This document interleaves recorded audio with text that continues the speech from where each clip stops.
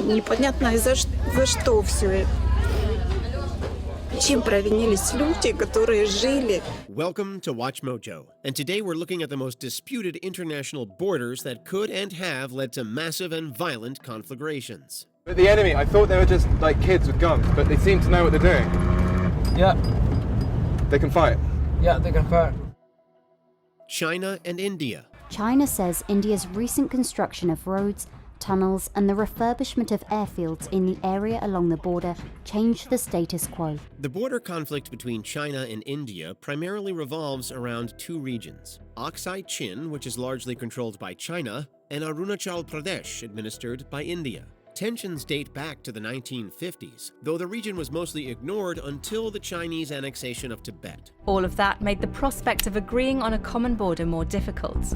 And since then, it's never become a reality. The dispute over these regions escalated into full-blown war in 1962, ending in victory for China and the establishment of a notional demarcation called the Line of Actual Control. Despite a 1993 agreement to maintain peace along this line, sporadic skirmishes have continued. This came to a head in 2020, when clashes in the Galwan River Valley resulted in casualties on both sides. The dispute remains unresolved, and both nations maintain a heavy military presence at the border.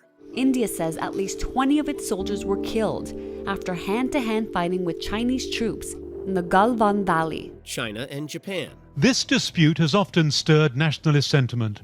2012 saw violent anti-Japanese protests in many Chinese cities after Japan's government brought 3 of the islands from their private owners. The Senkaku Islands dispute between China and Japan centers on a group of uninhabited islets in the East China Sea. Although Japan currently administers the islands, China also asserts ownership, basing its claims on historical grounds. In reality, China only laid formal claims in 1971, 3 years after possible oil reserves were found in the area.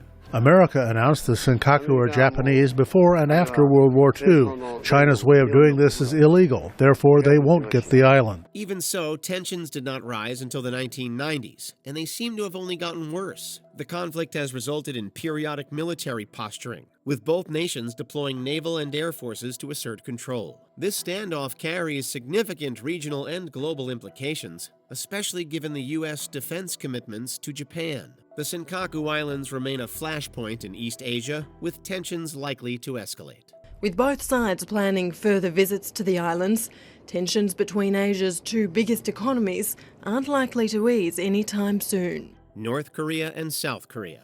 To understand the DMZ, we need to go back to the end of World War II. The Soviets and Americans divided Korea, just like they did Germany. The Korean War, which began in 1950, concluded 3 years later with an armistice, but it never officially came to an end. As a result, the border between North and South Korea, known as the Demilitarized Zone, remains one of the most dangerous places on Earth. Despite its name, the DMZ is anything but demilitarized. This concrete slab is literally the border. We're shooting it from the northern side, 17 inches by 5 inches, concrete. That's it. That marks the border. It's been here since 1953. Heavily fortified with barbed wire, landmines, and armed troops, the DMZ stretches 160 miles across the Korean peninsula. The threat of renewed hostilities still looms large, however, as the 2 Koreas have engaged in numerous skirmishes and provocations over the years. This border is one of the reasons why the U.S. won't support a ban on landmines. There have been a number of atrocities over the years. Many UN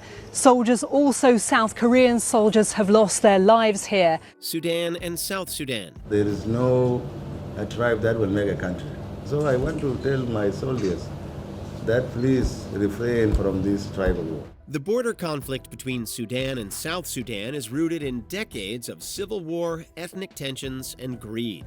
After South Sudan gained independence from Sudan in 2011, territorial issues lingered on, with one of the many contested areas being the oil-rich region of Abyei. Both nations have heavily militarized the border, where tension often erupts into gunfire.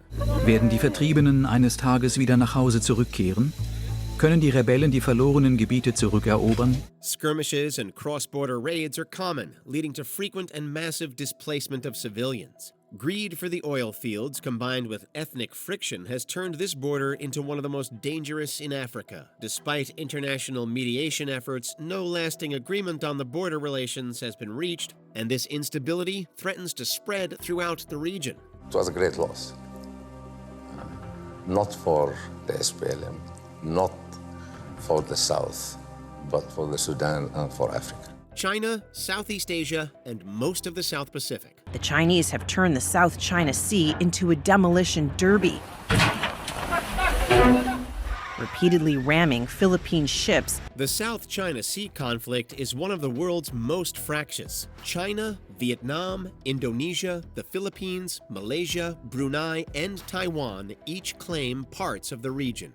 The rationale is clear. The South China Sea is a strategically crucial gold mine, rich in natural resources like oil and gas reserves. More importantly, it's a vital route in pan-Pacific trade, with over $3 trillion worth of goods and services passing through annually. So you hear the fishermen complaining of Chinese aggressive action and denying them the ability to fish in our own exclusive economic zone, in our own waters. China has ratcheted up the tensions by physically expanding their territory through the construction of artificial islands, which are then converted into military bases. The dispute is further complicated by the United States, whose involvement in pan-Pacific trade has led it to conduct freedom of navigation operations to challenge China's claims.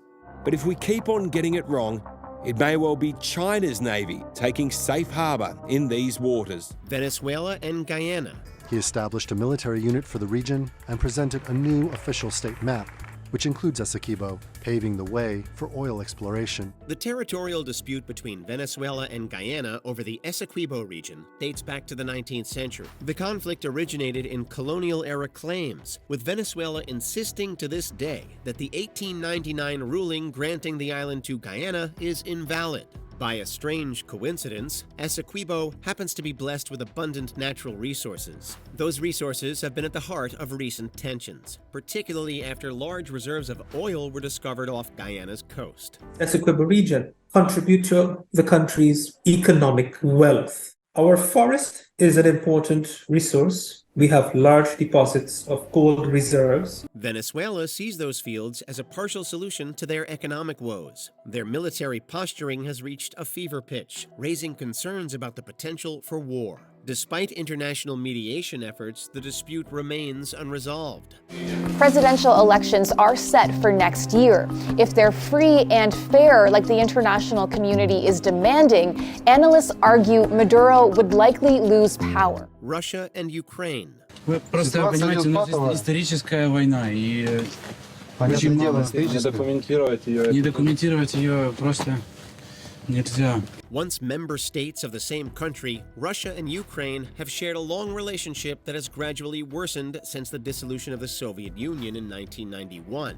That year, Ukraine became an independent nation for the first time since 1922. But Russia struggled to fully accept its sovereignty. Crimea in particular caught their eye. It's a land of such strategic importance that wars have been fought there for centuries. A helicopter circled overhead as the soldiers tried to work out what to do. Not everyone here wants a separate state or closer links with Russia. Its large Russian-speaking population gave Russia a thin casus belli to annex the peninsula in 2014. Since then, Russian-backed separatists have been fighting Ukraine's government. In 2022, Russia escalated the conflict with a full-fledged invasion, but the swift victory they hoped for never materialized, leaving the territory war-torn to this day.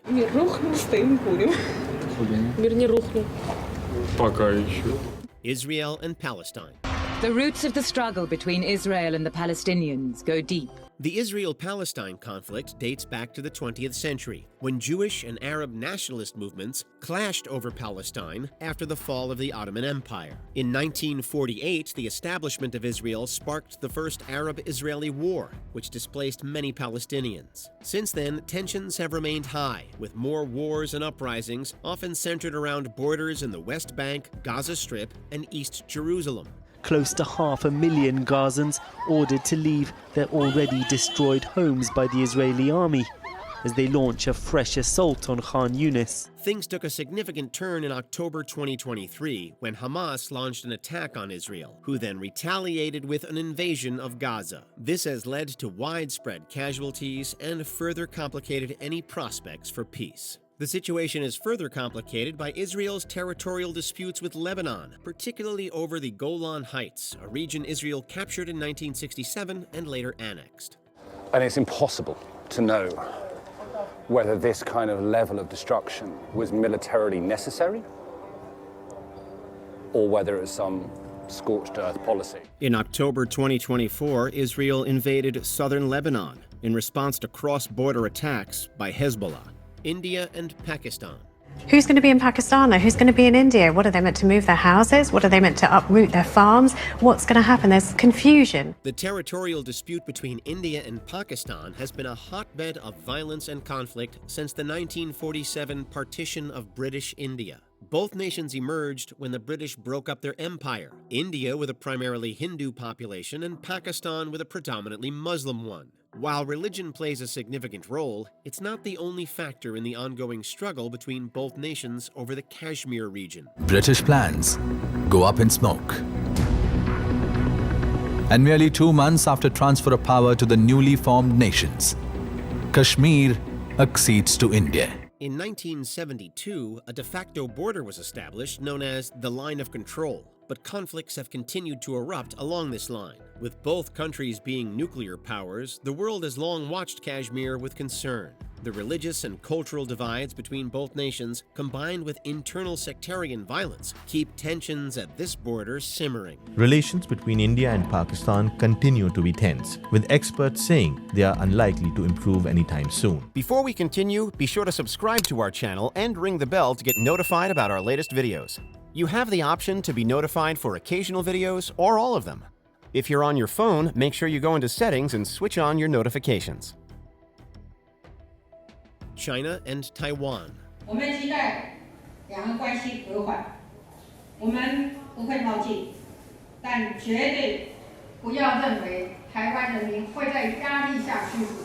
The conflict between China and Taiwan could ostensibly spark a third world war. China views Taiwan as a breakaway province, while Taiwan considers itself a sovereign state. Both perspectives have some merit. After the Chinese Civil War in 1949, the defeated nationalist government retreated to Taiwan. They declared this territory the Republic of China, separate from the People's Republic of China. In peacetime, you can let the POAs or warship to go around Taiwan. However, in a wartime, it's another situation. We have the right to defend ourselves. China has consistently threatened war over Taiwan, leaving the region in a state of perpetual fear. Taiwan has, however, found an ally in the United States, which has supported it for decades, without officially recognizing its independence. International diplomacy over the region is extremely delicate, as even a brief visit by a U.S. politician like Nancy Pelosi's in 2022